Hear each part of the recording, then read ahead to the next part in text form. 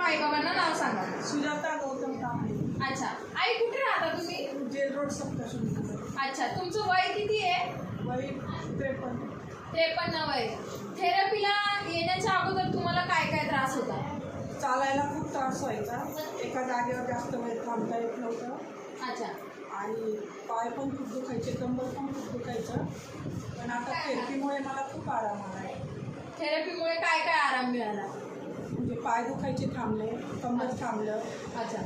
आणि छान वाटतं. आता चालू फिरू शकतात का? हो, चालू. कुठून ते कुठपर्यंत जातं चालत? मी इथून पायी जाते.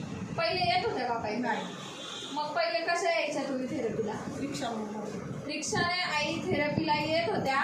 पण आता आई तुम्हाला किती दिवस झाले थेरपीला येऊन? 1 महिना होता. 1 महिना आईंना झालेला आहे. 1 महिन्यामध्ये आईंना असा फरक पडला की जे पाय त्यांना चालू देत नव्हते, ज्या पायांमुळे त्यांना रिक्षा पकडावी लागत होती, रिक्षासाठी किती खर्च करावा लागत होता आई? 10 रुपये जायचे. अच्छा.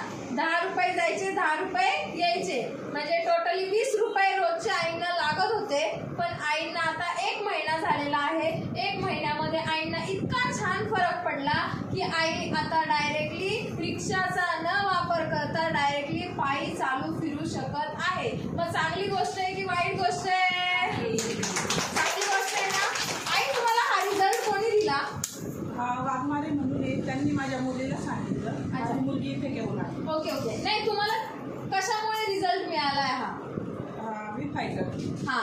मग वी फायटर बेड नंबर 1. वी फायटर बेड नंबर 1. वी फायटर बेड नंबर 1. सर्वात महत्त्वाचं आपल्या सेंटरमधलं जे मेन ब्रह्मास्त्र आहे ते म्हणजे आपला वी फायटर बेड. ओके. तुमचा जो पण काही मसाज होत आहे ना मणक्याचा, त्याच्यामुळेच तुम्हाला पूर्णतः फरक पडत आहे.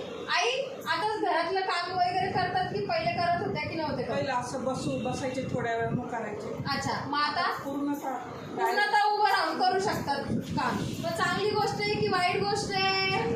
चांगली आहे ना? आईंनी थेरपीवरती विश्वास ठेवला, रेग्युलर थेरपी केली आहे, त्याच्यामुळे आईंना इतका छान फरक मिळालेला आहे. आई साधारणतः किती टक्के रिझल्ट मिळाला तुम्हाला? 100%. 100% आईंना रिझल्ट मिळालेला आहे. चांगली गोष्ट आहे की वाईट गोष्ट आहे? चांगली गोष्ट आहे ना? आई बाबांना काही संदेश द्यायचा असेल तर काय संदेश द्याल? आणि सर्वांनी रेग्युलर थेरपी करावी आणि मनापासून यावं सर्वांनी, आणि फायटरचा फायदा घ्यावा. आईसाठी जोरदार